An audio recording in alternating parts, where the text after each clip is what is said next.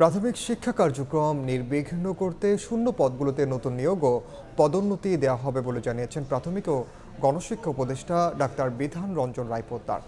সকালে কক্সবাজার জেলা প্রশাসন কার্যালয়ের সম্মেলন কক্ষে সভা অনুষ্ঠিত হয়।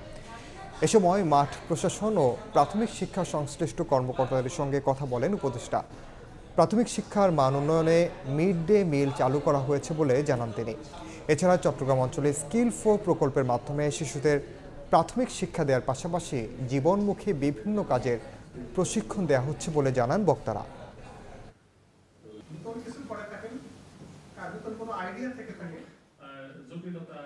কর্মকর্তার সংখ্যার সংকটের একটা প্রসঙ্গ আছে, সেই ক্ষেত্রে আমরা নিয়োগ দিব, কারণ আমাদের অনেক পোস্ট ভ্যাকেন্ট রয়ে গেছে, আমরা নতুন করে নিয়োগ দেব। প্রমোশনের একটা প্রসঙ্গ রয়ে গেছে, আমরা প্রমোশন দেব। চট্টগ্রাম অঞ্চলেই আমাদের একটা প্রকল্প চলছে, স্কিল 4 প্রজেক্ট বলে সেটা, যেখানে আমরা শিশুদের প্রাথমিক শিক্ষা দেওয়ার পাশাপাশি তাদের জীবনমুখী বিভিন্ন রকম কাজের ট্রেনিং দিচ্ছি, যেন তারা কর্মক্ষম হয়ে উঠে